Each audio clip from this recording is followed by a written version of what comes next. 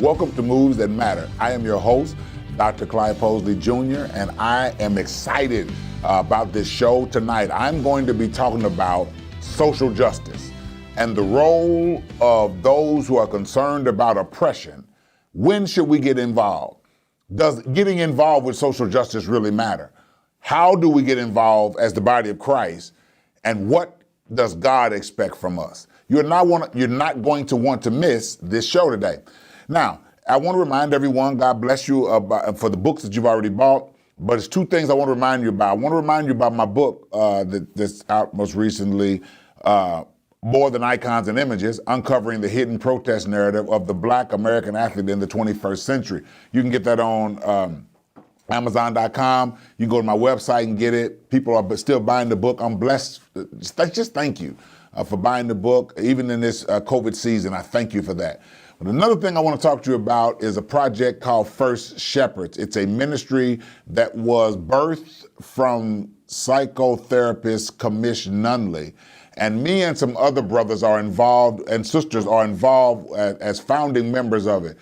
Pastor David Hampton, Deputy Mayor of Indianapolis, Pastor Jerry Davis, pastor of the Crossroads AME Church, Sister Butler, she's a pastor here in the city, and as well as myself, Dr. Clyde Posley. We are, along with Pastor Butler, Pastor Hampton, and Pastor Davis, led by Commissioner Nunley, started a ministry to hurting pastors called First Shepherds.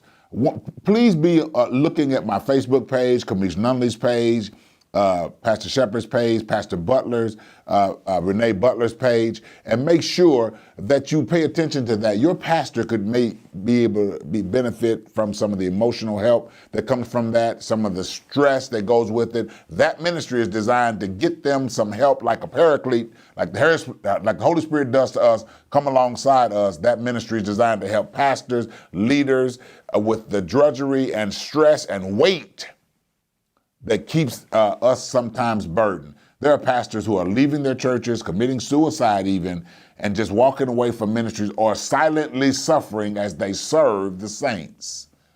I want you to benefit from that. I'll be right back with our theology and sociology session. Hit share. Share this. I'm going to be going there and doing some cutting conversation about social justice and what our responsibility is in the African American community, particularly people who claim to be kingdom workers. You do not want to miss this. Hit share, and I'll be right back.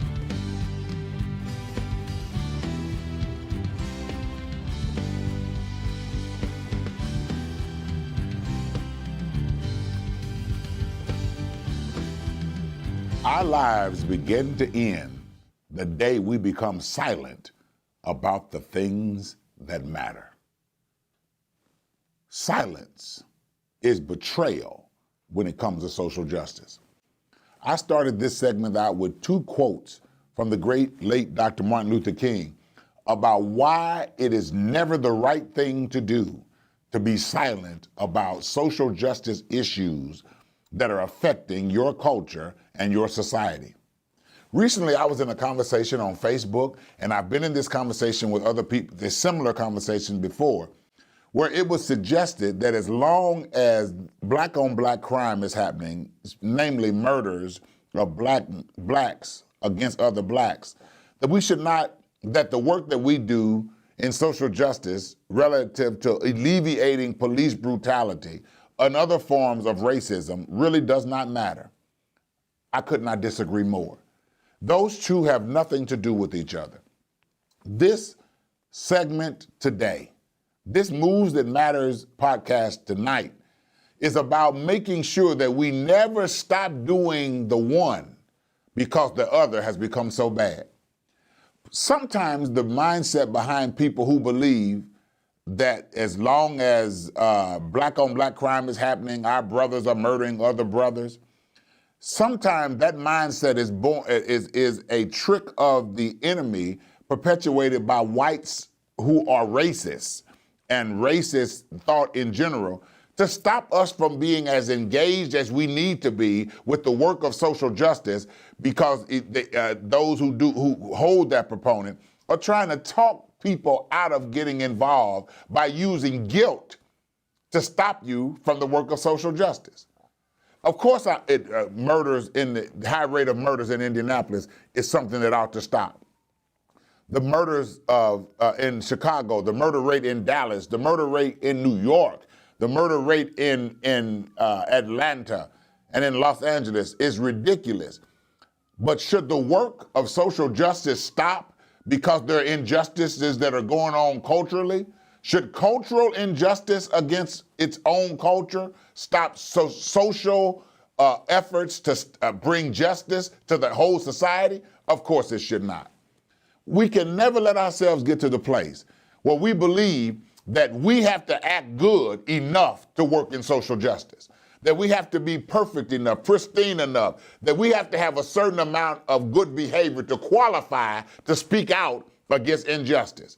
We need to, let me tell you something. First of all, there won't ever be a time that there are enough people who are perfect enough for the work of social justice to go on.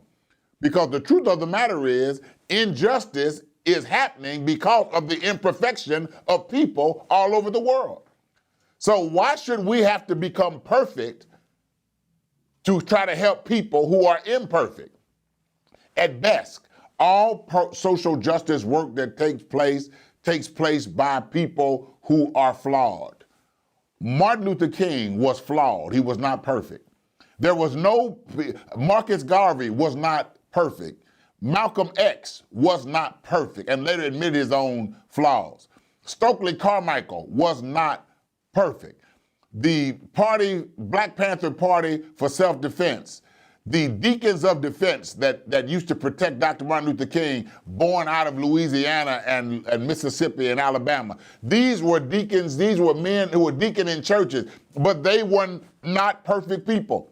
There's no such thing as a perfect person who is walking the face of the earth. All have sinned and come short of the glory of God. Why is this important, Pastor? It's important because it ought to keep us from thinking that there needs to be perfection in a culture before we can talk about the condition of society. What are some of the reasons what are some of the important thoughts about this notion of not getting involved, fixing our personal problems before we fix the social problems? Some of the notions that we need to consider are this. We need to learn as a people what the origin of black-on-black crime comes from. We as a people did not come here from Africa looking for ways to destroy our brothers. All behavior is learned behavior, and the way that murder starts to happen is when selfishness abides. When we allow selfishness, when we allow ourselves, or when we are trained to be more selfish, then murder is normally the offspring. And what happens when people become selfish and they only think about themselves, if murder becomes the offspring of that selfishness, then the persons who are in the closest proximity to you will be the ones who suffer the murder. Let me prove what I'm saying to you. You've heard of Cain and Abel, haven't you? Cain and Abel are a perfect example of what selfishness, and when you are or have become selfish or become a person who focuses only on yourself, how your people closest to you begin to suffer. Cain, who was the brother of Abel, had an offering, and so did Abel. But Abel's offering was sacrificed unto the Lord in a better spirit. And Cain did not have that type of offering because Cain was selfish and wanted all of God's presence and glory to himself and not to be shared with his brother. He killed his brother because of the quality of his brother's offering and tried to hide the covering that killing that he did. God came into the place where the murder took place and said these words, that the blood, said this to Cain, the blood of your brother cried out to me from the ground. Can I tell you something? That selfishness that we see in Cain, that led to him murdering his close proximity brother, is the kind of selfishness that was trained into the slave that was brought from the West Indies, that was brought from Africa, brought from Ghana. Slave masters, in an effort to perpetuate the slave industry, created intentional division among families. There are stories in a book I have called Slave Testimonies that prove that black men were trained and forced to have intercourse with their mother while their father watched, while their brothers watched. And one of the cuss words that we use that starts with an M, ends with an R, that term came from a particular type of slave that was made to be that, to create division between this black man and his father and this black man and his brother. And so violence of an emotional nature started with things like that. And then the policing of the black slave was done by black slaves. And the privilege to get to eat the food in the big house for doing these killings was given to the buck, the black buck, who would do the most policing and violence against his family. And so the nurturing of the disposition that violence against my close brother close in proximity to me, was set up in us and ingrained in our social DNA from the very start. So these black on black murders that you see is the offspring of a social group that has never been taught some of the tenets that I have just told. And so therefore, because black slave owners devalued the dark skin, according to Khalil Gibran Muhammad's book, professor at Harvard University, The Condemnation of Blackness, and according to Aubrey Hendrick's book, The Assassination of the Black Male Image, because that notion of black male image was devalued and degraded, and other slaves and black men were taught that you are nothing and those who look like you are nothing, then the notion of killing another black man that looks like you has never been able to take on the real damnable value that it needs to. So when you see a young black man kill another black man, one thing we know, no matter what they say caused it, is you could not possibly understand the real value and the impact of taking a black life or what a black life is if you're willing to take it without fear of the consequences. Because while that young black man may fear the consequences of going to jail, you are putting your life in prison maybe for life, but that's your life. Look at what you have done to the person the other black man whose life has been devastated. His mama has now got to bury her son. His daddy can never get to finish showing that son manhood. His sisters do not get to see the type of protection that they need. The entrepreneurial spirit and overall creativity in the DNA of his black ontology, his black existence, will never come to full fruition because you didn't value his life and you didn't value yours. And so you destroyed yours, his sisters, his mama, his brother, and if he had children, all these children, all this whole family's life is now influenced, all rooted in your lack of value in his life, of his black skin. That's one of the issues that has to be considered. We have to consider that. But another issue that has to be considered here is that the work of social justice, when we make statements like, as long as we're killing each other, the work of social justice we do really doesn't matter, or we need to worry more about black on black crime than we do blue on black crime. What you are really saying here is that we as black people are too ignorant to multitask. I know that's good stuff right there. I'm trying not to preach, Pastor, but I'm just trying to talk. But this is just the truth. Don't insult me as a black man, or don't insult your culture as a black culture like we can't multitask. We made the pyramids. We created a black man named Hammurabi created the world trade codes, and that are still in many ways used today in the Middle East. He was a black lawmaker in Sumeria, the land where Abraham was from. We made the Sphinx. We set up astrology. Those wise men, people say there were three, but there's no evidence that they were three. They just had three different gifts: gold, frankincense, and myrrh. So people think it was three. But those wise men that came to see Jesus, those were black men. They were astrologers, and astrology was something that was established by people of dark skin. We are creative. We have great brains. We are of a creative preacher. We made the cotton creative texture. We invented the cotton gin. We invented heart surgery. We invented the elevator. Y'all not saying what I'm saying. We invented the blue jean, so the denim jean. So the truth of the matter is, we have the brains to multitask. We can deal with fighting the issues of black-on-black crime and the poor esteem that is often in our country, and deal with the fact that there are many police officers who are good, but there are others who are white supremacists who use their shield as a badge, their badge as a shield and a cloak for the unrighteousness, hatred that they have against people of brown skin.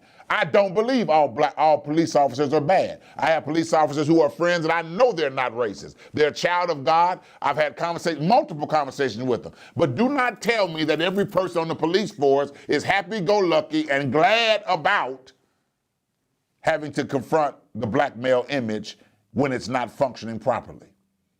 But there needs to be a balance. But don't insult our intelligence like we cannot multitask. We have the ability to deal with black-on-black crime while we deal with the onslaught of domestic violence from post-traumatic slave disorder. We have the ability to raise our children and give them images of powerful black women and powerful black men, while we at the same time stand against the open, outright racism of Donald Trump and his S-hole nation's comments and his willingness to leave people who are in a pandemic in a cage right now on the border. We have the ability to fight for our right to vote and stop voter suppression, while at the same time fight to get true tracing and true testing into the black culture of our people. We have the ability to perpetuate the notions of Dr. Martin Luther King and the understanding of Malcolm X and the entrepreneurship of Marcus Garvey, and understand the importance of the Pulitzer Prize awarded to the granddaughter of Ida B. Wells in her research of her grandmother's book, The Southern Lynchings, while at the same time understand the value of Oprah Winfrey and the importance of Magic Johnson making $100 million available to those who did not get those SBA loans, Small Business Association loans.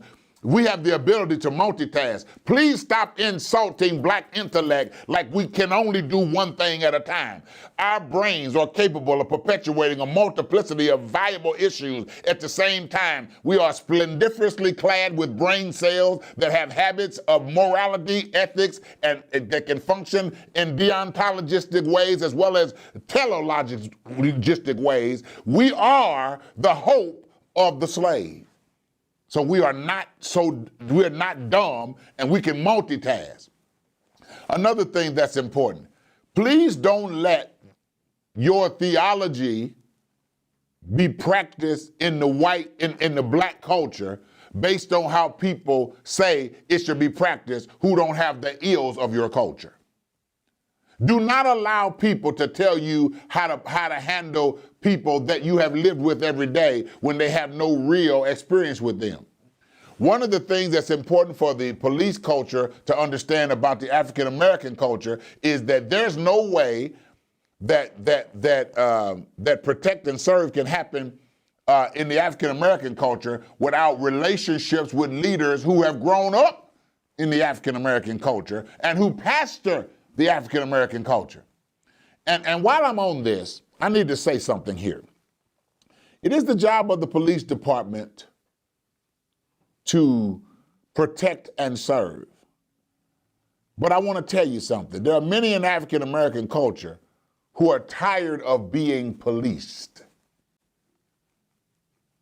It's too many in the African American culture are letting me know that what they feel like they're not feeling like they're being protected and served. They're approached just as being policed. And that's dangerous because, see, the origin of the police notion in America was born in Scotland Yard. and how we carry out this notion of policing. It was not designed to do what it's doing. It was actually designed to protect the property of white slave owners from the damaging pillaging of people that they considered dangerous, like Nat Moore or Nat Turner. Policing, as we began to first receive it on American shores from Scotland Yard, which is why you see when there's a police death, there are bagpipes from Scotland played, because the origins of the police department, policing as we know it, functionally came from Scotland Yard in London. Now, what I'm trying to get over right here is protecting and serving is a little different from policing. And often when you're policing, what you're doing is approaching like there is a crime. When you're protecting and serving, you come into a situation trying to figure out how you can protect somebody from a crime. If a police officer assumes that if a black person is involved, they need to investigate what the black person has done first, then we run the risk of being policed, and people who are constantly policed end up nervous about the police. And nervous people make bad mistakes sometimes, or do things they wouldn't ordinarily do if they didn't feel that they were being constantly watched. Sometimes you get a reaction from people who feel they're being constantly watched or constantly policed that you wouldn't get if they were feeling like when they saw police, they were going to get protected instead of policed. Let me show you what I mean. So I go into a hardware store a couple of days ago, and I'm talking on the phone to one of my trustees.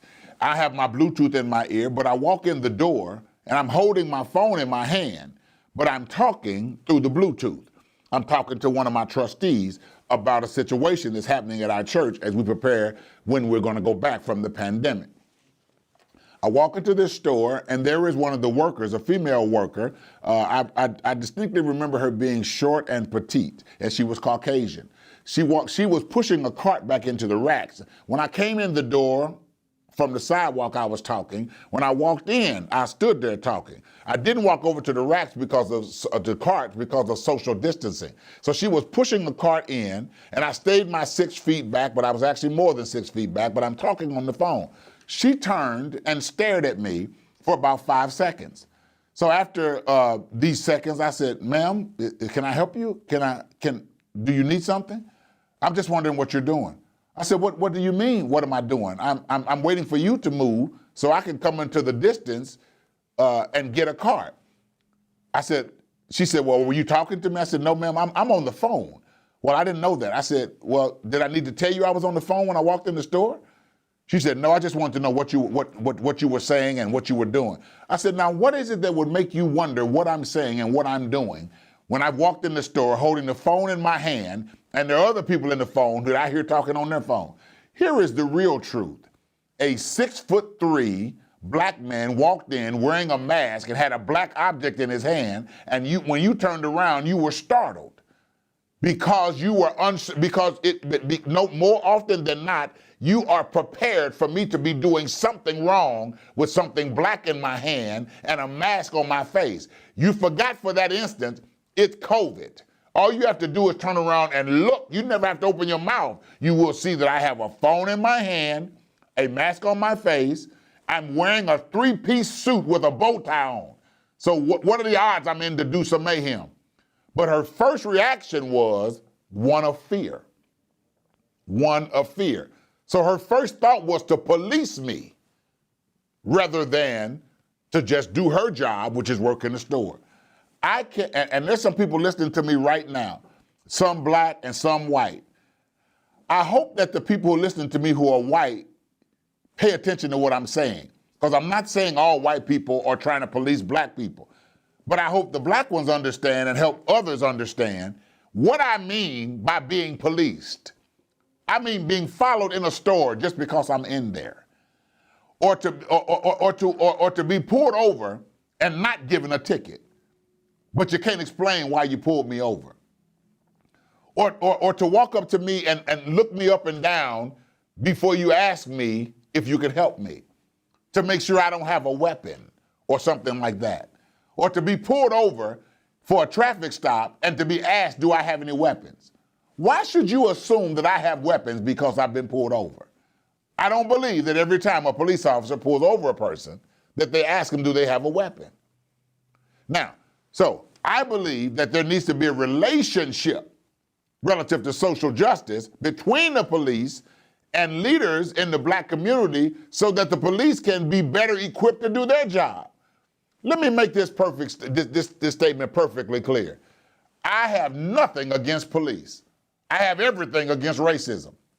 If all of the police in Indianapolis decided to pack up and leave, I would say, hold up, I'm going with you. Because I don't want to be in a place where there is no protect and serve and no law and any order. But I also don't want to have to constantly live in a place where racism rules how protection and service takes place. Let me tell you something. Injustice anywhere, according to M.L. King, is a threat to justice everywhere. There can be no real social justice if we take time out and decide we're going to get out of the game until people act better, or we're going to only get involved with certain issues. I heard somebody say the other day, I don't like these preachers that only get involved or get on TV when something happens. That's one of the most ignorant statements you can make. Here's why. You don't know what somebody's doing because you don't see them. You don't know what somebody's doing behind the scenes. You don't know how many times they're met with the mayor or met with the chief of police or met with other organizations.